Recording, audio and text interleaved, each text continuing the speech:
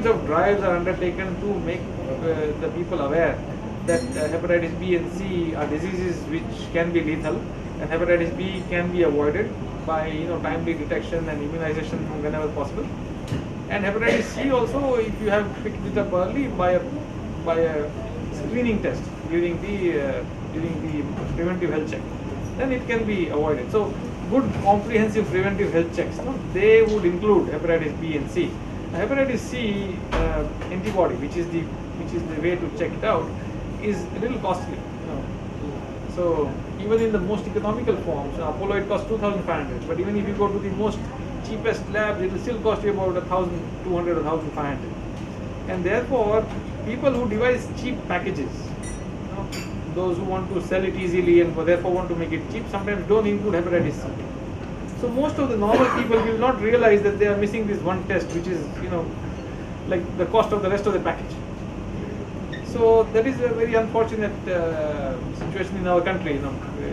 We all go by what is the cheapest and what is the most easiest rather than what is the most comprehensive and most advisable. So that is a problem. And a lot of people, only the awareness regarding preventive health checks is present only in the cities, and that too in the middle class or upper middle class. In the lower middle class or lower classes of the society, it is not even aware of. And even a lot of middle class who are aware, they have their priorities in life. Nobody seems to have the spare money to spend on something that is preventive.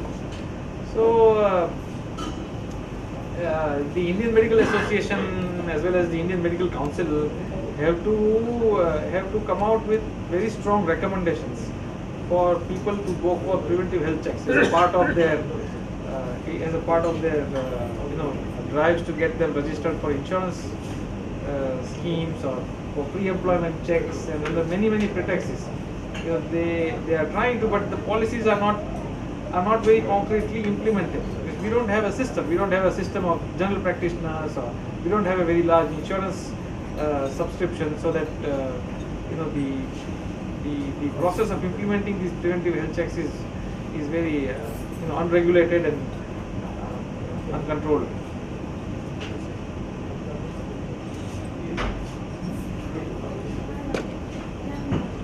Any precautions we taken for HCV patients after post-transplant? Any precautions before or after transplant to not to spread to the family members or to anybody of hepatitis C? You can, when you have an injury, make sure it doesn't get in contact with other people. If you are positive, especially for hepatitis B, make sure your spouse is checked and if they are vaccinated. There is no vaccination to prevent hepatitis C. Just take care of yourself. Make sure your body secretions don't get in touch with other person's mucosal injuries. Say suppose I have C, hepatitis C. I have a cut and Dr. Shankar comes and presses with his hand. That is okay. Nothing will happen to him. But if he also has a cut and he comes and touches, that's a problem. Like in the common movies, putting it in the mouth, that's dangerous. Wherever there is a abrasion or injury and my secretions come in touch with the other person's secretions, that's how it spreads. Otherwise, living with the family members, you don't have any. You can share the same bathroom, you can share the same bed sheet and all that stuff. Not a problem. Transmission of hepatitis C though is a little less of a problem than B, right? It's only 1.5% as compared to 30% for Hep B. What are the reasons for getting an hepatitis B? Is it because of food habits or It is usually through body secretions. It's usually through secretions or body secretions. It can be saliva, it can be blood, cut, or it can be from mother to baby during the process of birth. It doesn't spread from food, it doesn't spread from usual contact.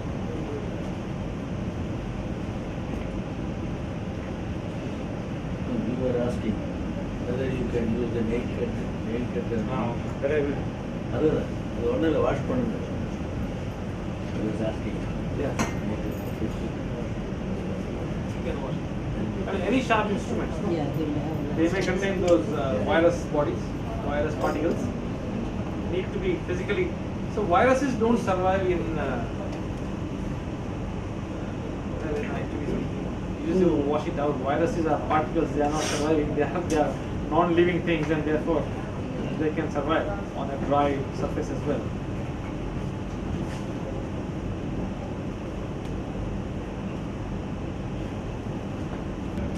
Platelet count is not increasing. So see, the platelet counts basically are reduced at the time of transplant because the spleen becomes large and there is hypersplenism. So until a certain point in time, the spleen size is capable of reducing. And once the spleen reduces in size, then you can expect the platelet count to improve further.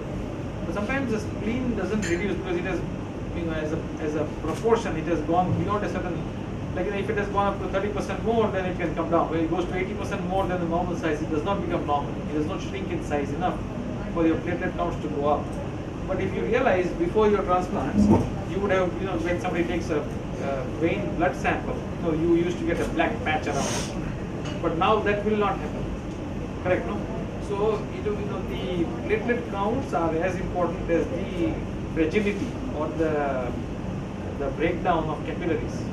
So the organ failure, end-stage organ disease, not only reduces your platelet count, but also increases your bleeding tendency and the fragility of the capillaries. So that whenever you traumatize yourself, even if you get a blunt trauma, the capillaries, because of the fragility, they break down and you get like bleeding under the skin, which is the problem, which does not happen. Now, even with the same platelet count, when you brush your teeth, you will not get bleeding. Or when you take a vein sample, there will be no black patch around it. So, although the counts are not significantly increased, the problem related to that has significantly reduced. In fact, most of the patients post-transplant are on aspirin because platelets can cause thrombosis of the hepatic artery, can cause a lot of. See, there are certain side effects of immunosuppressive medications. Like this cyclosporin can cause hyperlipidemias, and they can also cause kidney-related problems in the long run. Steroids can cause hyperglycemia-related acceleration of atherosclerosis. So most of the people will need to be protected against very high platelet count. So if your organs are functioning fine, the kidneys and livers, if these two are functioning fine, having a low platelet count is actually protective. People who have good platelet counts have to be given aspirin to protect them against their own platelets. The strokes, heart attacks, platelets से बहुत है.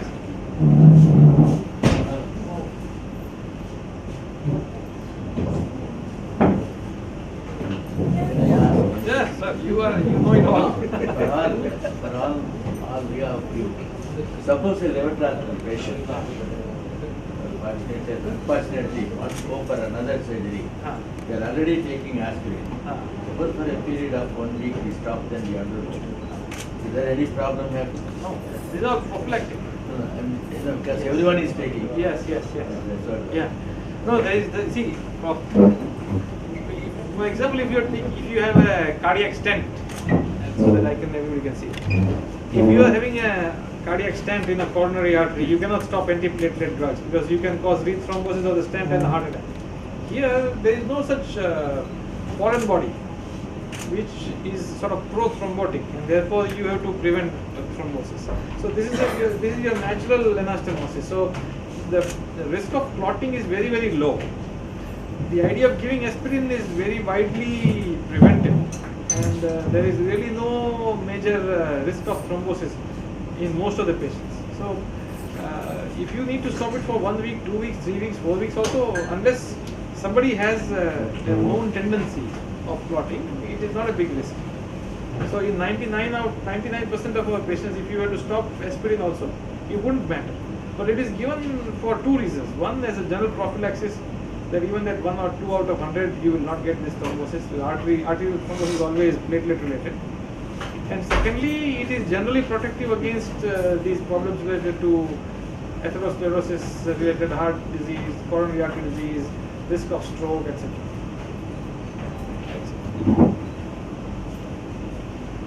Is it allowed to use? We usually, the usual instruction is try and avoid it for about 3 to 6 months. That's when most of the medications are being changed. If you have a skin reaction to these coloring agents, you will have to go through a cycle of things, some tests to see what it is. Is it really an allergy? Is it some kind of infection? Is it problematic? You have a raw area, will it get some other problems? The simple answer is yes, you can use it. You can use it after about 6 months after transplant. Pets? Hmm? Pets? Pets, if you have a cat and a dog in the house for a long period of time, you can have them, but don't be in close contact for about in the first 3 or 6 months. You don't know, you take them out for a walk, you don't know what they do. That's for the cats and dogs. But say if you have a parrot, parakeet, those exotic birds, answer is no.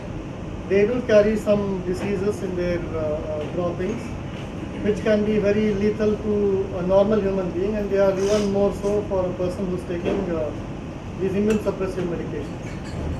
If you have a particular pet, or like say you have had it last 5 or 10 years, you have vaccinated your animal adequately, you can probably be in touch, but you should avoid it in the first 3 or 6 months.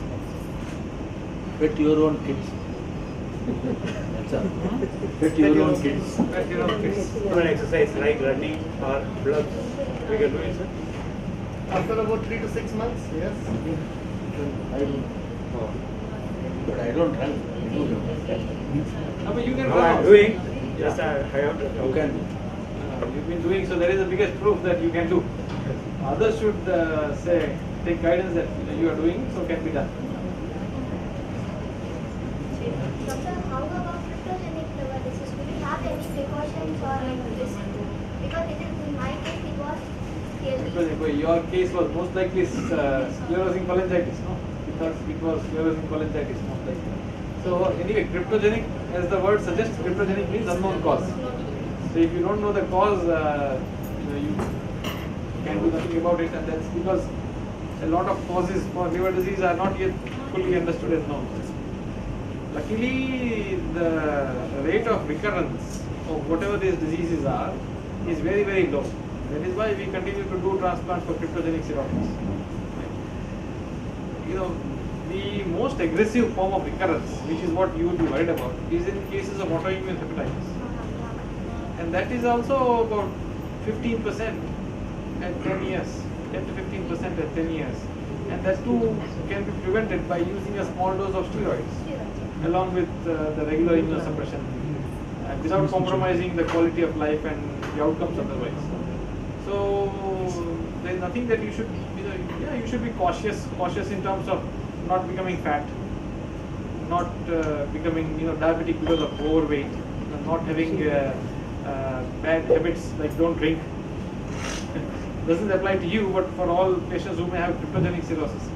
Watch your weight, live a healthy, good quality of life, do not drink, vaccinate against, you'd already be vaccinated if you had a transplant, everybody would be vaccinated. So that's it. Otherwise, live life most importantly. That's why you've got a transplant. No? So behind, it should not be this, taking precautions shouldn't overwhelm people to a point where they forget to live.